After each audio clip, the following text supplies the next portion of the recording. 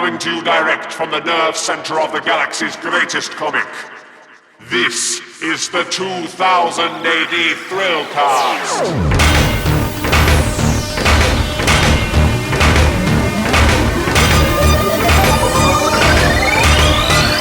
Well, right, fellow Earthlets, and welcome to the second part of our interview with artist Arthur Ranson. If you've not listened to this episode, please go back and listen to episode 1. It's been absolutely fascinating so far, so I hope you're strapped in and ready for more in the second episode.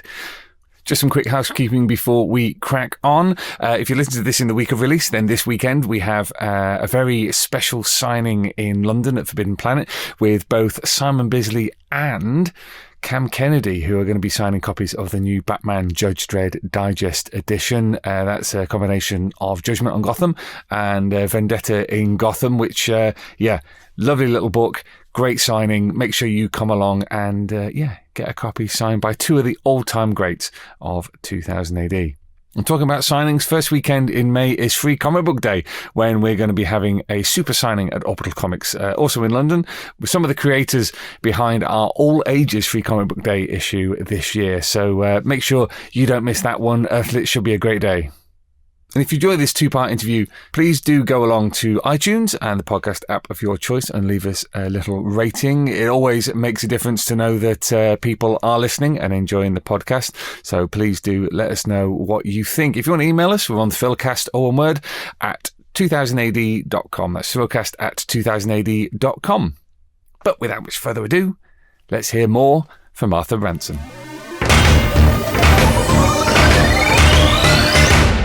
I want to come back to talking about Anderson and the way that you portray her, which has changed over the last sort of 20 odd years. Yeah, she aged, didn't she? Yeah, she's aged. And this is one of the curious byproducts of the way that Judge Dredd and his world have been portrayed and published in the ages in real time, and so therefore Anderson ages in real time as well. Do you want to explain a little bit about your feelings towards that and the ways in which you've represented Anderson growing older? I think that was funny because I thought it was a really nice idea, and I know people wrote in and complained about Anderson looking so much older, but in fact I made very little change to her at all. I changed her hairstyle. I think that's about all changed. Right.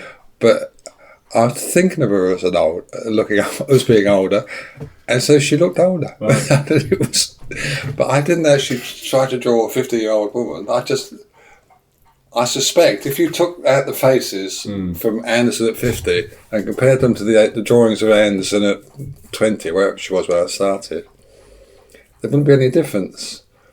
It's just the people's perception of it. I mean, my perception of her when I was drawing her was different, and I think that just comes over. But I didn't consciously make any changes at all, apart from a hairstyle. Do you think that says a lot about the way people think about women and female characters? I guess. I mean, yeah, I do object quite a lot to how women are presented in comics. Because you've got the Half-Life sort of epic. I mean, that was a long story, the whole WMD and Half-Life thing, and she goes through an awful lot and ends up with that sort of bob that she has, and Alan puts references in the script to her getting older. So do you think it is just? I mean, is that the power of not necessarily comics but art, but like one change and all of a sudden people's perception of a character is completely different? You know, it just changed the way that. I mean, people don't come to a comic or anything else without a lot of preconception of their own. They're carrying all their own stuff, which they attach to what they're looking at. Because you've described Anderson as being a character with strength and vulnerability at the same time. Again, are those just qualities that you hold in your mind while you're drawing, and they kind of come out the other end, or are there things that you've specifically done? No, I mean, I don't. I mean, I just feel as though I know who she is. So when I'm drawing her, I feel, I know this person, and this is what she's feeling or doing or being at this moment. And it's what's going on in my head. I mean, perhaps it affects the way I draw it, but it's difficult to know because I mean, if any particular picture is presented in a different context, people will probably read it completely differently anyway. So I'm not sure that it's kind of intrinsic to the image. It's part of the continuum of the story. Because one of the things I wanted to talk about was we've already discussed how you make a world real. You fill it with things that fit, with things that look real. And I was always particularly struck in Shambhala by two things. One, very mundane, and one, a bit more technical. The quality of your walls. The way you render walls always struck me as being very solid. And it's weird. It's weird that that's something you notice. I mean, very much, I was a teenager when I was reading this. So, she walks into the Centre for Fortean Studies or whatever it is, and the windows have frames, and those frames look like they're properly bolted into the wall, and there's a certain degree of grounding. And then when they're travelling to Nepal and the Deros attack, and the train goes off the track, and you've got this remarkable rendering of a Soviet era train. I mean, that's kind of coming back to the point. That's kind of above and beyond the Call of Duty almost. I mean, because that's the most detailed thing on that page. Because there's nice big sort of wide panels. I had just recently come back from Russia and taken some pictures of really? Russian trains. Yeah. So you just felt like putting a very detailed Russian train into the story. One of the reasons why I wanted to touch on this was because that's around about the time that Alan begins to bring in a lot of the kind of mysticism and esotericism and Forteana, and the magical as well.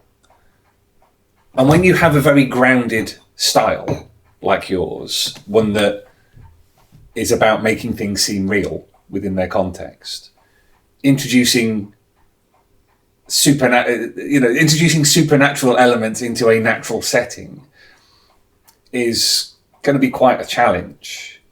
So how did you balance those two things? You make it sound so much harder than I thought. Well, maybe this is just me reading this stuff, and I can look at it and go, wow, that's amazing. But your reaction suggests that you just got on with it.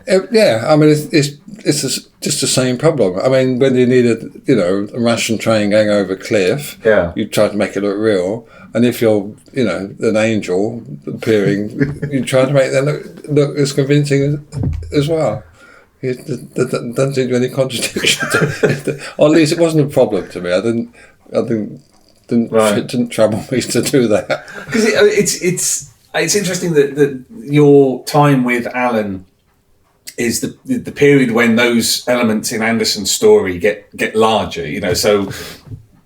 You have Shambhala, you've got Satan, you have something like the Jesus syndrome, and then all the way through to Half-Life. And even when you're drawing Satan himself walking on the battlements of the West Wall, he looks solid, he looks real. I mean, is that a benefit of having done so many things before? When you're drawing Sapphire and Steel, when you're drawing Wurzel Gummidge, when you're drawing Danger Mouse, you're used to being able to render whatever needs to be rendered in a solid way that fits.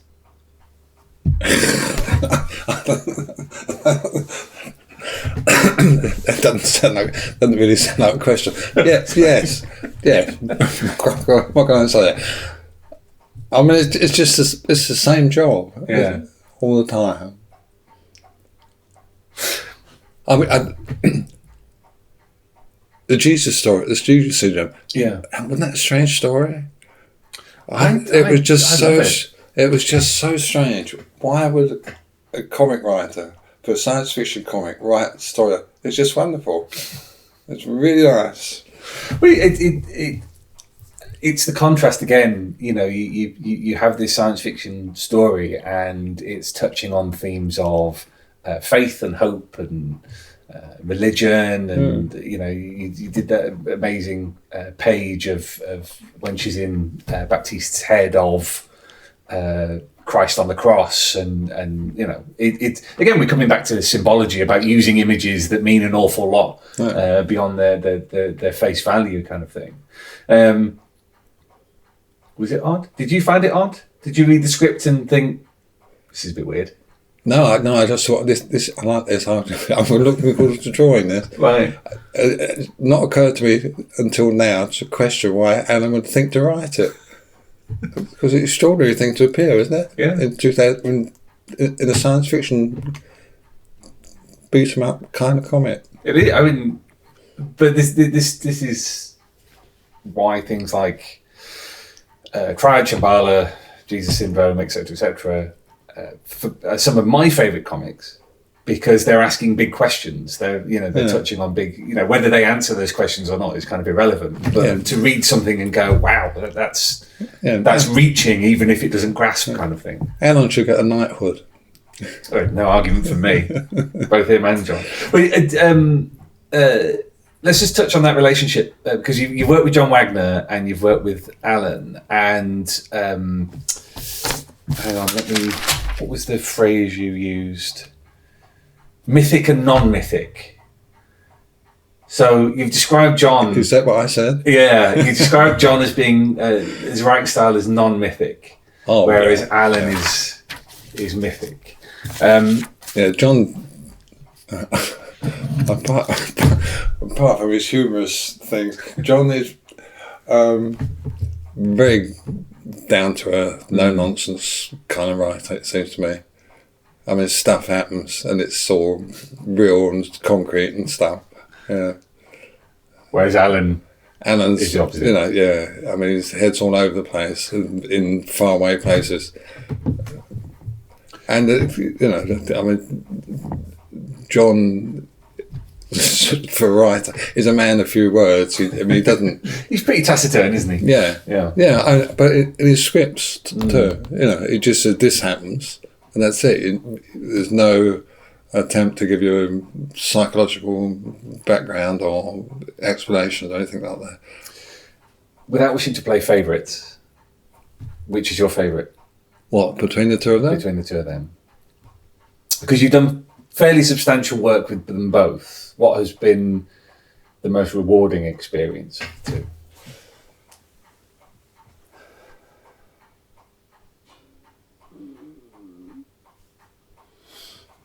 Yeah, no, without suggesting anyway which is the better, the stuff that I've done with Alan probably suits my outlook better. Right. Why?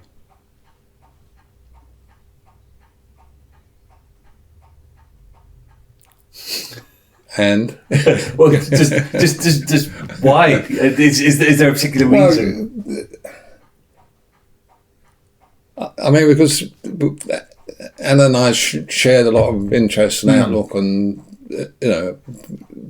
concern about stuff which I don't know. I'm not going to say John's not interested in, but I've never heard any idea from John about any of that kind of stuff. I mean, maybe it comes down to what we were just talking about theme.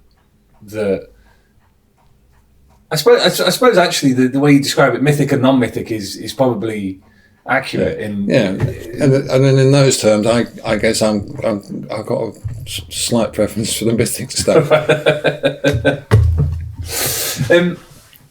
we're talking about the Mythic then. Let's talk about Maze World, which we're bringing out a new edition of later this year. Oh, well done. There you go. It'd be good to get back in And the Dutch are doing one. Yes, yeah.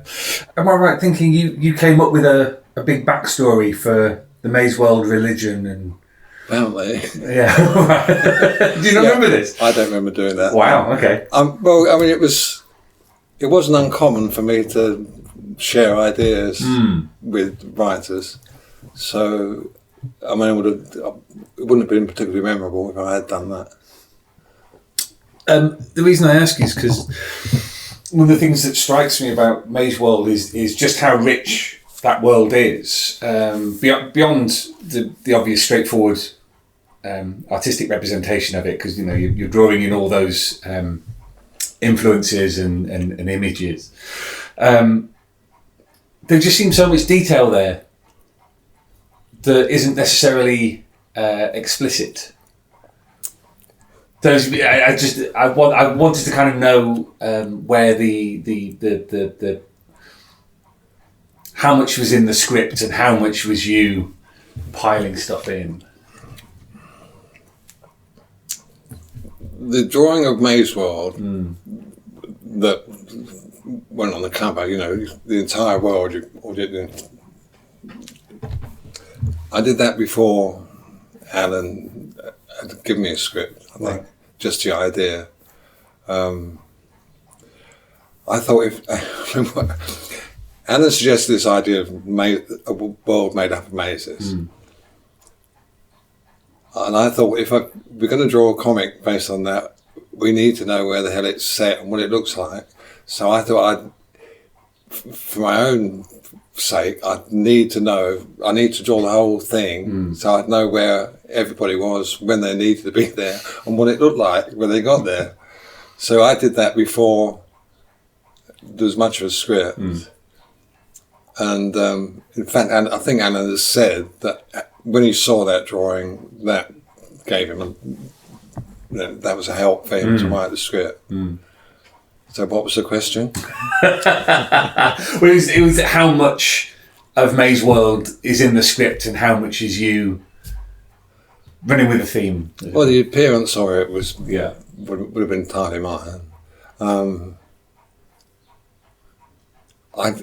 mean, if I invented their religion, that's possible, but I don't recall suggesting anything else, right? Or putting anything else in. Okay, because I mean, this was an out-and-out fantastical strip. This was straightforward fantasy. Yeah, this was my idea of what a European comic should look like. Right. that.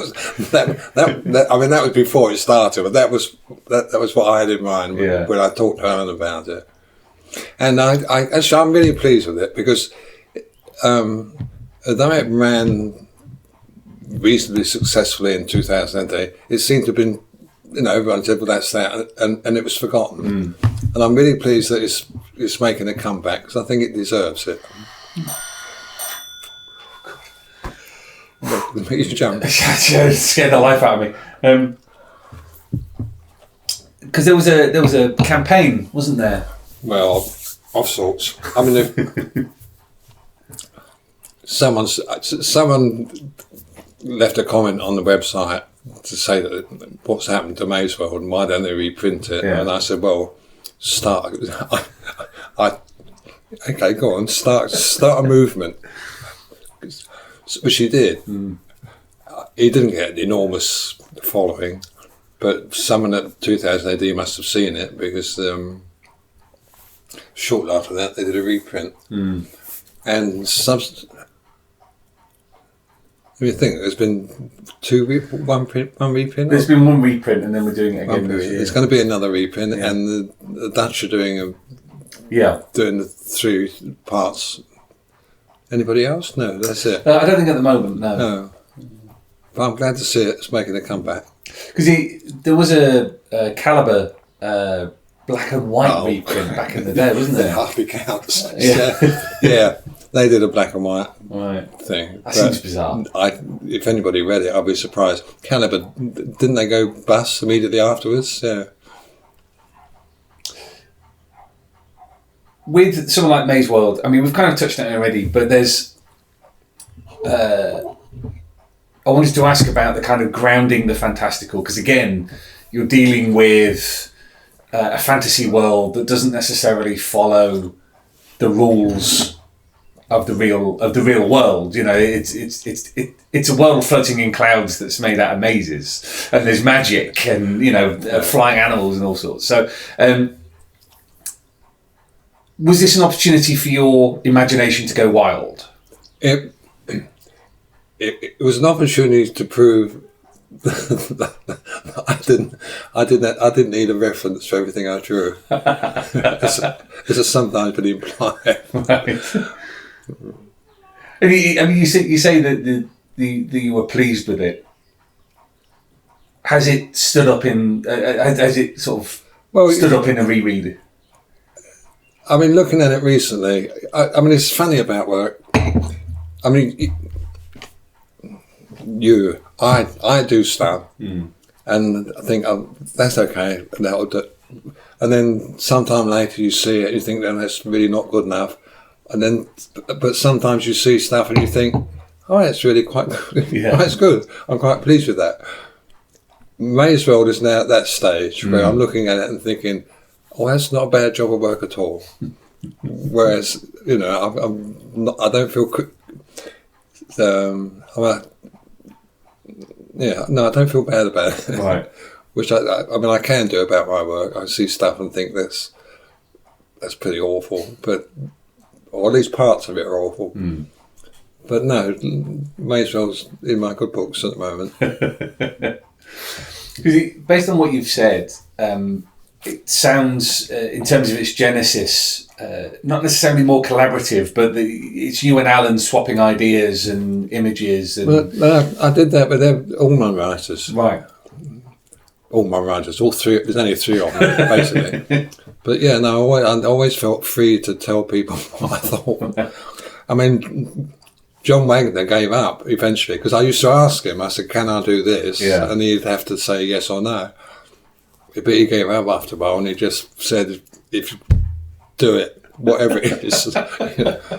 So I mean, yeah, a lot of Button Man, the images are not from the script, but something I invented. Let's talk about Button Man, because it's an oddity in 2000 AD in lots of ways. Number one, it's a straightforward crime comic. There's no science fiction elements at all. Number two, it's creator owned. So you and John own it. Do you want to explain a little bit about how it ended up in 2000 AD? Well, I've really no idea. Oh, really? I mean, it was done for some failed comic initially. The only reason it went to 2000 AD, I imagine, is because John Wagner was connected to it. Right. I suppose that he went to them and said, "Look, we've got this," and they thought, "Well, because it's John Wagner, we'll do it." Right. But I never heard the story. I never talked to John about how it happened. Were there any particular influences that you brought to Button Man? Because it a bit like when we were talking about Triad. It's so noir. It almost reads like a screenplay, like a storyboard for a movie. Were there particular influences from movies that you brought in? Not that I recall. I mean, it was. I mean, my concern with it, and I mean, the reason I'd be adding frames and sequences is to make it easily readable. Make it kind of flow. Yeah. So it wasn't like there's this happening, and a few seconds later this is happening. I want it to sort of go like that. I mean, comics do that a lot. They show you a scene, and they show you and the next frame doesn't actually follow on. It's like watching a movie with half a dozen frames cut out of it. So It's that sort of jumps, And that drives me nuts in comics. I like it when you're not aware that there's any kind of break. It just kind of flows through. Unless there's a break like you're saying, well, that's where this ends and there this starts. But while there's a sequence going on, it should flow. So that was the kind of thing that I was suggesting to Alan, to fill in stuff. There's the sequence that there's quite a lot of fuss about. That was where Harry's on the telephone in the garden, and I drew a sequence about a badger and a snake, and the badger kills the snake, and it covers a page and a half, I think. The reason for that was because in the script I had, Harry was talking for a page and a half, and I thought, fuck that! I thought I'm not drawing a page and a half of a man on telephone. So I invented. So I thought we'll do this. I mean, it's something that could be happening at that time, and it's all kind of symbolic, right? There's the badger hero overcoming the evil snake. And there was a lot of fuss. I mean, somebody wrote and said how pretentious John Wagner was for writing such a sequence. So I had to confess it was all my fault. But it doesn't work anyway, because afterwards John edited it and took out all the dialogue that was supposed to fill up all these pages. So it doesn't really work as it was intended to. One of the things that really strikes me in Button is the contrast between silence and action, or stillness and action. That's probably a better way of describing it. So coming back to what you were saying about inserting panels to connect up action sequences, there's a lot of moments of stillness and pause. And it's quite remarkable in that it seems to almost heighten the action, because you have the quiet, you have, even when something is happening, you have somebody running, but they're running in silence. There's no sound effects. In fact, I think the only sound effects you have in Button Man are when people are shooting or when there's a vehicle being used. Everything else is just kind of implicit in the image. In terms of your storytelling, how important is it to have that contrast between stillness and action? Yeah, no, you're doing it again. Sorry. You asked me to explain something which I'd never given a thought to. Oh, okay. And if it happens in the work, it just happens because that's what was going on at the time. Right. It's not something I think, we should do this. Yeah. Because it'll make it work better. If I thought we need a quiet place here, it would happen at that moment. Reading the script and thinking, well, we've got to get from here to here. What do we need? Yeah. But it wouldn't be any kind of conscious literary construction of story kind of thing. But you see, that's what I find so fascinating about that process is that it's innate. You kind of do it out of skill. Yeah, out of experience. Well, yeah. I mean, you read a lot of comics, you read a lot of books, you see a lot of movies. Yeah. I mean, you get some idea how these things work, how stories should proceed, and then apply it when it's your job to tell the story. Because that's why I asked about influences on Button Man. Yeah, well, in a lifetime of watching movies and reading crime thrillers. Right. It's not a question of, look, there's some artist who does this and so I'll do it. Yeah. No, it's not that. I mean, it does amaze me sometimes how bad some comic people are at telling stories. Yeah. I mean, it's just they don't read. I don't know. They don't read enough. And writers too. Jesus, I had some scripts from American writers. Yeah.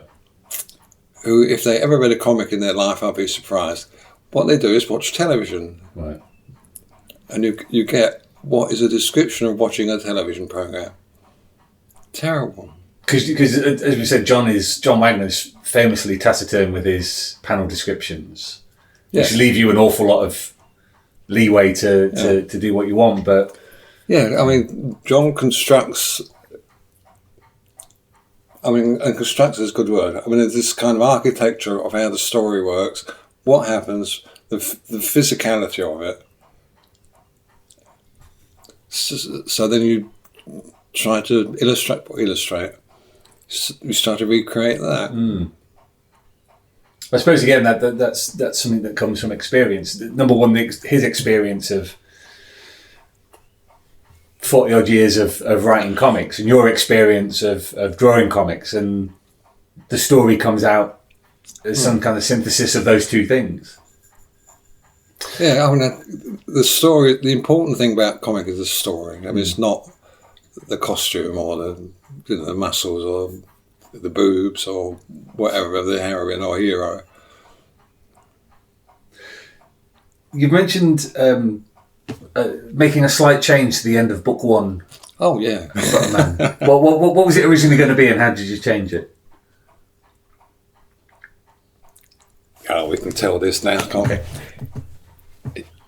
Harry died. Right. Harry was dead. With the script I got, Harry died on the doorstep of the psychiatrist, and I thought, sod that. This could do another story. So instead of drawing a dead Harry, I drew an ambulance. Right. So you can draw your own conclusions. Then it was up to John whether he wanted to pick it up or not. Did you get any feedback from John about that, or was it just the scripts for Butterman 2 turned up? He's never mentioned it. Because the second and third series kind of transplant the action to America, and the way that the kind of structure of the story seems to change to a certain extent in terms of your artwork is the pages almost get bigger. There's a lot more kind of single page panels and big panels, particularly when he's attacking the compound in the swamp, where you get things like the alligators and the helicopter being downed. It seems like you were having a lot of fun with that.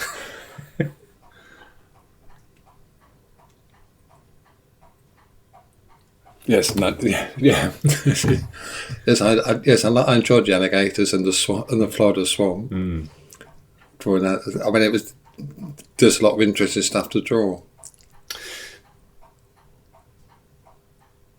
I know the story behind this, but if you want to explain why were you unable to draw the fourth, the Hitman's Daughter, the fourth book? Well, John suggested doing a fourth one. I said, fine, what are we going to do? Apparently it was my idea to have a daughter of a dead button man. But then when John started sending bits of scripts, and I wasn't very keen on them. I mean, for a start, he had Harry working for a drug dealer, and I thought, Harry can't do that. I mean, he's a villain or a murderer, but he's not a drug dealer. Well, I thought that was kind of beneath him. Right. You know, it wasn't that. It didn't seem that sort of man to me. So I was kind of uncomfortable with that. And there's some other things in the script which I weren't terribly happy about or sympathetic with. And then I got an offer to draw some superhero for an American comic. So that was what I was planning to do. Then I got cancer, so I didn't draw anything for the next couple of years. Forgive me for delving into that a little bit. I mean,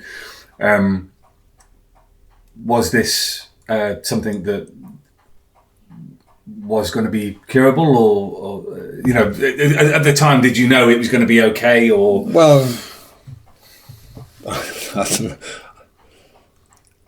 No, I was kind of told that I would survive. Although, I mean, how long ago was it? 13 years ago, something like that. And subsequently, 2 doctors have told me why they thought it was a good idea to tell me. But 2 separate doctors have told me that the life expectancy of the operation I had is 6 years. So, why would anybody tell you that? It's a strange thing to do. But anyway, 13 years, so I guess I'll touch wood. Did that change your perspective on things at all? Oh yeah, I retired. Didn't Well, there you go. I mean, not immediately, but yeah. I mean, I did think I was going to go back to work, but then when I started doing it, I thought I don't want to do this. I don't want to spend all day sitting at a desk. So I went off to play instead.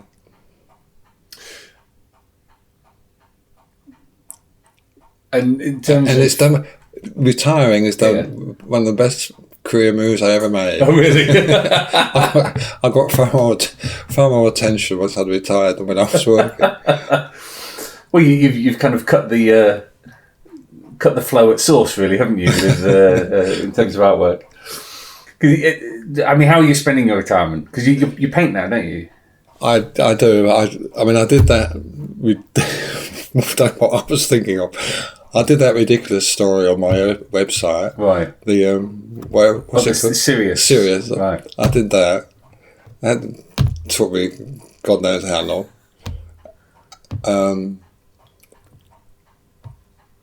Yeah, well, I don't know what I've been doing. There was the last month or 2 I was spending redesigning Elvis' story. So that works. I mean, you've kind of already answered this, but have you ever been tempted to go back to comics? No. No, it's. I just couldn't face the discipline anymore. I mean, not that it didn't seem hard at the time, but it would now. And also, I've got more bloody minded. I'm not interested in pleasing anybody. Surely that's a good thing. Surely that's a good thing. Well, it is for me, yeah. I wanted. There's a couple of things that I want to just click back on, because you, despite the fact that you started in 2008 in the 1980s, you weren't part of the so-called British invasions that went over to America. But you did do some American work. You did Batman, The Legends of the Dark Knight, Tau with Alan Grant when he was working on that, which is, again, something that Zainab Akhtar on her blog has really sort of drilled down into. Again, one of the things that she touches on is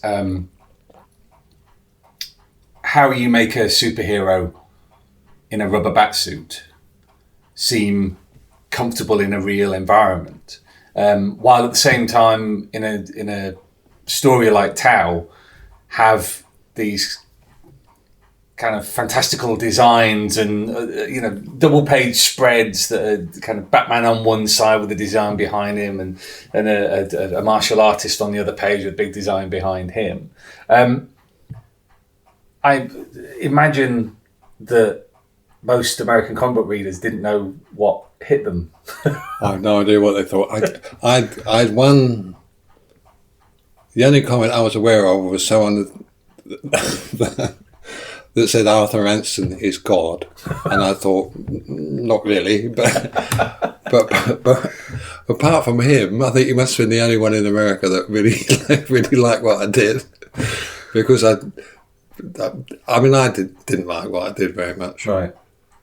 So, why not? What was it? Well, I'm just not a superhero kind of artist, I don't think. I mean, I've enjoyed drawing Batman, but when he's a kind of mystery figure, but when he actually gets into action and get involved with other people, it's all I don't want to draw it. I guess it's the truth. Because it's interesting how many... let me say this. The Phantom Stranger in Batman, that should have been amazing. Yeah. But DC said no spooky stuff, they said. Okay. Let's do a Phantom Stranger story with no spooky stuff. For Christ's sake, what were they thinking? So Alan was on to, absolutely no win, hiding to nothing with that. Did you have any desire to do more stuff? No. For America? I would have quite liked to have done the one I was supposed to do. What was his name? The Punisher. Oh. Was it the Punisher? Wait, you on the Punisher? No. The guy with the big skull on his thing? No, not the Punisher. What's his name? He's got a big helmet, he's blue. Ronan the Accuser. That's the one. Ah, right, okay. So, right. That would have been fun to draw him back, I thought. I mean, he was a B-list superhero that they were thinking of reviving. So I was redesigning his outfit. Yeah. And then imagined him doing lots of science fiction-y stuff, flying around different planets, boffing people. But it wasn't to be. But I would quite enjoy doing that. Because he was the villain in the Guardians of the Galaxy movie. The first. I think he's had a mixed sort of career. Yeah. I mean, if say and they didn't use my designs in the end either. I mean, he was redesigned, but not as good as I did. Right. If you'd been given the opportunity to draw Captain Marvel, for example, no. Okay. Despite your sort of childhood love, it would be blasphemous to try to compete with C.C. Beck. Right. One of the things I did want to pick up on was the issue of creators' rights, because we've talked about credit boxes and things like that. Button Man creator owned, but surprisingly, certainly from my point of view, was the Beatles and the Elvis stuff that you did for Looking being creator owned. Now, for a comic that didn't even allow credit boxes for its artists, this is quite something. How did that come about? Well, it was what's his name? Neil, the American. Neil Adams. Neil Adams was in London and came to an SSI meeting and was talking about artist rights and stuff like that. When Colin asked Angus and I to do the Elvis story initially, I didn't want to do it. I didn't want to get tired to doing pop stars. I would sooner be doing some adventure stuff. So in order to put a stop to it, I said, well, I'll do it, but only if I get creators' rights. And much to my surprise, and Angus made Angus very nervous, Colin said yes. Right. So of course, once we'd done that, when the Beatles came up, we asked for the same terms. And it's turned out the Beatles story was good. It was a good move. Elvis so far has bought me absolutely nothing. Because when we had artist rights, we took a cut in the pay. Which with Elvis I haven't recovered yet. I mean, there is something you say on your blog about how when you made the shift from Looking to 2000 AD, it took you a few years before you were earning as much as you had been doing on Looking. I mean, was Looking a particularly well... Looking paid huge amounts. Really? Yeah. Wow. I mean, compared to everybody else. I mean, let me think. I mean, this was in the 80s. It was £250 a page.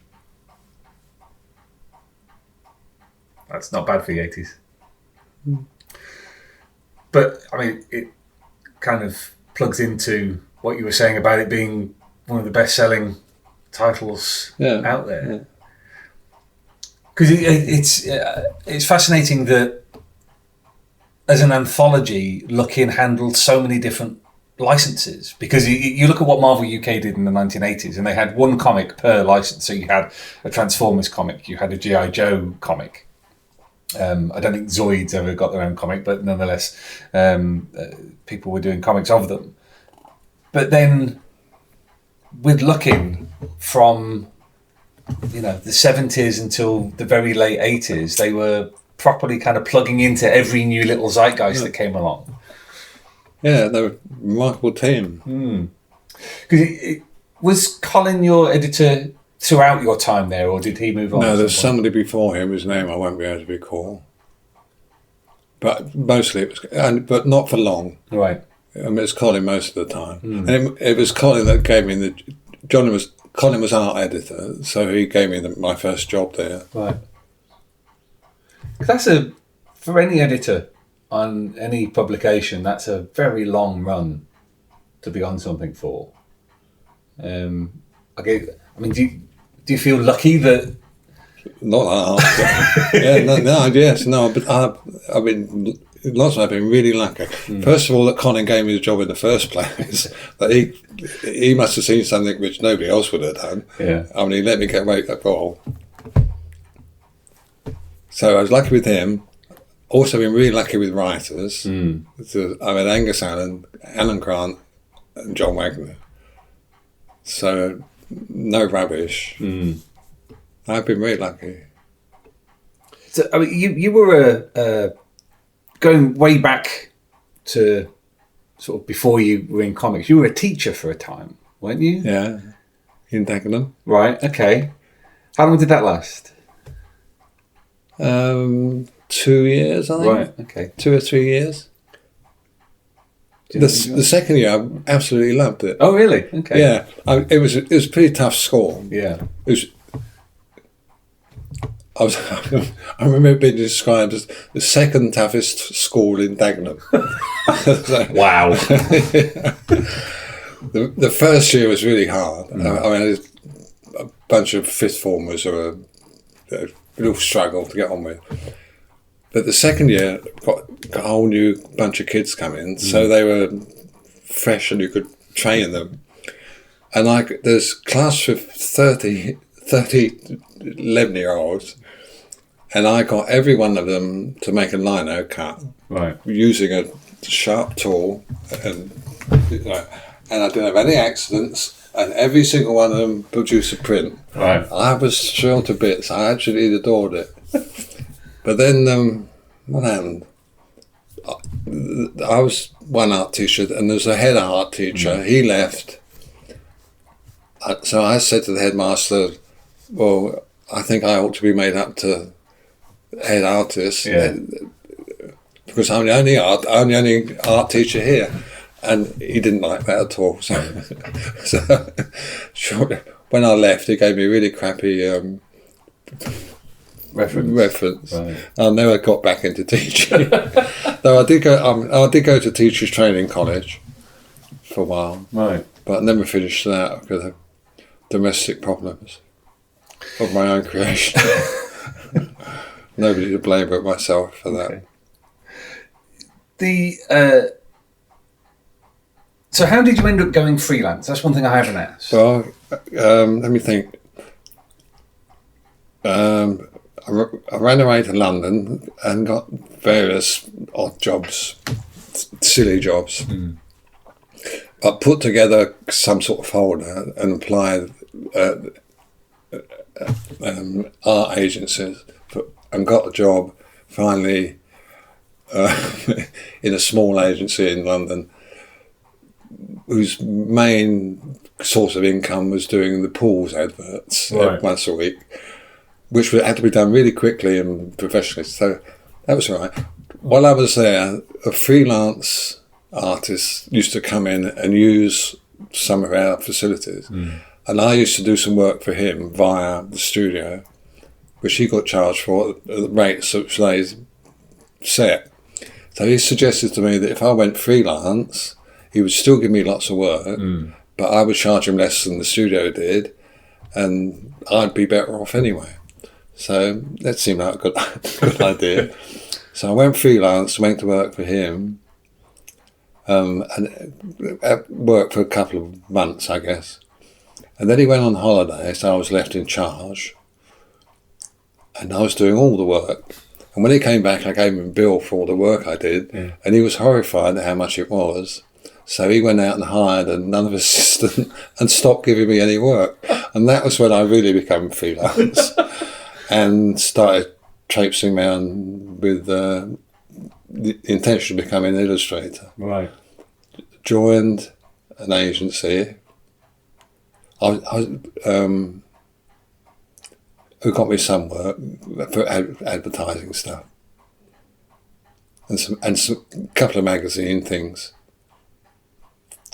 But I never got really. They were a bit miffed with me because I wouldn't give them all my work because I was doing stuff for comics. I thought, well, I've got that work, so I'm not going to pay you a percentage of the work I got for myself. So we fell out as well. But eventually I was earning enough from comics to be able to stay on my own. It's something that's really struck me about having chatted to people like Ron Smith, John Cooper over the years, is how many artists used to have agents and how few now have. Like it's almost unheard of amongst the art community to have an actual agent who gets you work, as opposed to an agent who organises the work that you've got, kind of thing. But it used to be the thing. Yeah, everybody had an agent. Yeah. I was particularly taken with Kelvin's story about one artist that they never met. The agent used to bring the artwork in every week, and so they all suspected that the agent was actually the artist, and it was some kind of tax swindle, which I quite enjoyed. One thing that has kind of trundled on over the years is whether or not Button Man is going to be made into a TV show or a movie. Well, the latest information. Let me think. DreamWorks collapsed. It was then John and I sold the option to an agent who passed it on to Warner Brothers TV, who, with the aid of Bad Robot, were going to make a TV series. That was 2 years ago. That option's run out, but Warner Brothers have asked to renew it for another year. So John and I, having asked for more money than they originally offered, and also insisted that we get credit at the beginning of the movie and not at the end, which is what they planned to do. Sure. They agreed to that. So now we're waiting for the contracts to turn up. Right. And that's that for another year. But I'm not hopeful.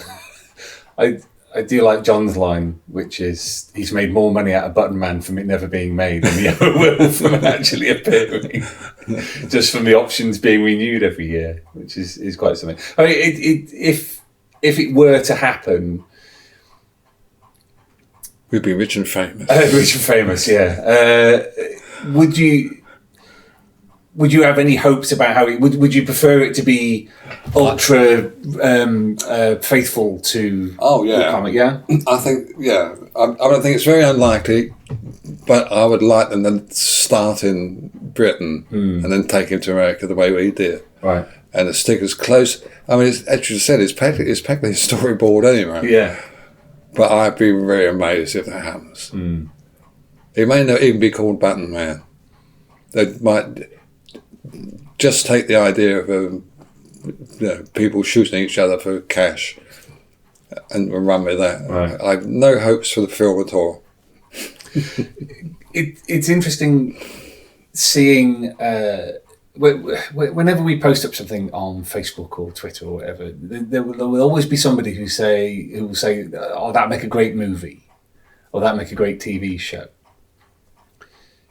Do you feel any sense of urgency or design to have stuff that you've worked on turned into TV or movies, or is it an added benefit? Yeah, no, I mean, it's not something that would ever occur to me when I was drawing this thing. Maysville would make a great. Someone actually asked about that. Some filmmaker asked about Maysville, but then we never heard from them again. But that could be a great movie, couldn't it? If they can do Game of Thrones, they could do Maysville. Yeah, absolutely. They just have to. What's the? I mean, it won't happen, but but we can dream. I love with Maysville the whole kind of feel of Penrose Stairs, the eternal staircase. I just love the idea that you walk through Maysville and it doesn't necessarily, even though it's a maze, there's no actual way to solve the maze. You just keep walking through it eternally. So you have a civilization built on the fact that it's always built up at the same thing, just repeating itself over and over again. One thing I did want to ask you about Maysville, the motif of the eternal, the original maze, the old prehistoric branch maze, the labyrinth. Yes, yeah. That's a kind of recurring thing. Was that you just? That's just a basic one, labyrinth thing. Yeah, I mean, I must have got lots of books on mazes. I think it sounds like the sort of thing I would do. Okay, it's like these days you can just Google that stuff, but yeah. But I mean, I guess you could make a maze any way you like, but for it to be, there's certain rules. I would believe about mazes. I mean, they can't just be. I mean, because there's the other thing called a meander, which is not a maze, but just somewhere where it leads you nowhere at all. You just wander about it. And the labyrinth is different. The labyrinth is not a maze. It's just a difficult walk. That's one of the things I like about Maze World is that it merges all these different. I use all of them. Yeah. Because it to a certain extent, it kind of reminds me. The whole thing about reference reminds me of when they used to send Massimo Bellardinelli pages torn out of sort of nature books to say, make your monster look like this. Whereas now you could just, quick bit online and you'd have all your reference. I mean, that probably would have made the whole process a little bit quicker. Two final questions. And then I'll stop the torture. You've already mentioned the Society for Strip Illustration, which was one of the founders of that was Dennis Gifford, the comics historian. What was your involvement in the SSI? Well, I mean, initially I just went along. It seemed like a good idea. I did finish up as chairman. Oh, really? Yeah, because the chairman before me was Martin, the artist from Looking. Never mind. But I thought he made such a bad job of it. I got irritable and said I thought I would do it. And that year, the year I was chairman, we organised a really terrific Comic-Con with all sorts of guests from all over from America and from Europe. It was a huge success. But then next year, little or nothing. I think it kind of at the end of the year, I had some guy. He wasn't an artist. He was a associate member, and he worked his socks off for me, organising all sorts of stuff to make this conference come off. And right at the end, he came in and he said, "Shall I tidy the chairs away?" And I felt so depressed. This poor guy was just had lost the ability to make any decisions for himself, because I'd been telling him what to do for the past year, and I thought, sod this, I don't want this responsibility. so I kind of gave up being chairman. I like that. Brilliant. Final question, and I always ask this one. Looking back on the past 40 odd years, at your career, at the work you've produced, the way things have panned out, working at Looking, working at 2000 AD, how do you feel about that? What's your perspective on it now? Are you happy with it? Are there things you would have done differently? I'm sure there is. There always are. But there's no undo last. Oh yeah, Control Z. Yeah. No. I mean, looking at it as a package, I think it's I'm really dissatisfied with it. It's I feel quite proud of it. I mean, it's the sort of thing that makes you feel more famish than famous, if you know what I mean. But it's quite nice. Have you appreciated people's appreciation of your work? No. No? No, I'm incapable of accepting a compliment. I discovered, one of the things I discovered when I was doing counselling training, it's very hard for me to accept a compliment. I mean, all you do is say thank you, but I find it much easier to make some, slight remark, talk about something else. Actually, the only one thing I did read about, based on my work, which I really liked, and I wish I could tell you the woman's name, someone's done a blog post analysing a couple of pages from May's World. And people so rarely do that. They don't, and she was talking about how the page works. I thought that was terrific. I enjoyed that. But mostly, I don't take compliments seriously or well. It's a failing of mine. You've kind of touched on this already. Do you feel fortunate that your career alighted on a particular period where you had something like Looking that was stable and kept going for a long period of time, and then it was an easy transition to 2000 AD, which has continued going? No, if you were a time traveller planning to be a comic strip artist and you choose which, I mean, my time would just be about perfect, wouldn't it? Yeah. And one very, very, very, very final question. I promise. And this is partly a kind of humble brag for the podcast. One of the inadvertently most influential pages you've done was the map page. Yes, that's funny, wasn't it? Yeah, which your wife bought for you for your birthday. Yeah, and now adorns my wall. Thank you very much. Because what I find interesting about that is how it's the kind of thing where, I mean, I believe you said you just did it. It says, a map of the world, and so you make this little map with all these details, not thinking it will have any influence. They took it up and they've used it ever since, haven't they? Yeah. Perhaps I should ask for copyright. Well, it's something like that because the physical item has like 4 acetates over the top with the different elements on. So with the text on of the map and everything. That kind of thing, based on what we've said about your experience of design and illustration, that kind of thing's just second nature because it looks like technical drawing almost. All that was done at the office, right? Not by all those overlays. I wouldn't have put overlays. Oh, right, okay. So what you just drew the world, filled in a couple of things, and then they added stuff to it, yeah. So they can take some credit for that as well.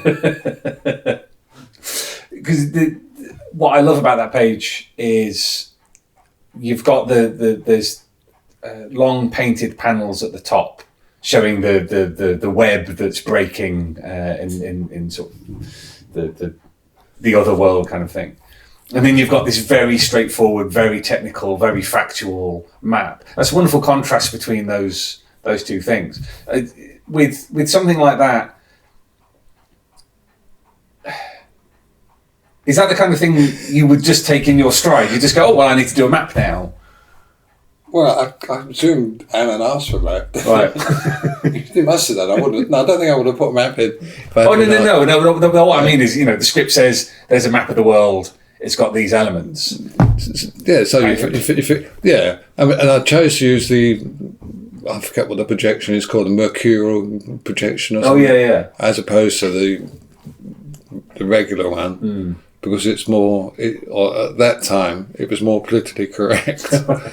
Because it shows worlds, the spaces, and how they actually compare. Whereas the map that's usually used makes Europe look much bigger than it actually is. It's funny that, isn't it? It's almost as if that's a conscious choice. That's it. Thank you. You're welcome. That was you've been very generous with your time.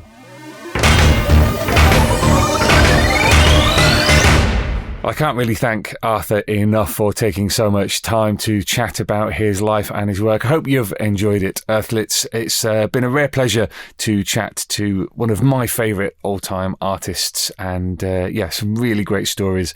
And it was amazing to just sit down and share a cup of tea and a biscuit. Tune in 2 weeks' time, where we're going to be talking to some of the creators behind this year's Free Comic Book Day issue from 2000 AD. And in a month's time, we're going to be talking to Mark Russell, who's the writer on IDW's new Judge Dredd series. Tune in on iTunes, your favourite podcast app, or online at 2000ad.com/podcast. Until next time, Earthlets, splendid Verthrig.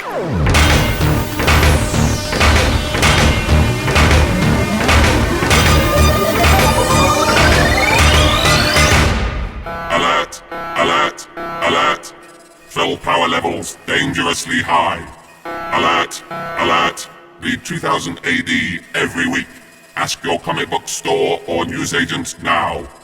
Subscribe to the galaxy's greatest comic at 2000adonline.com. Subscribe digitally on our apps for Apple, Android, and Windows 10.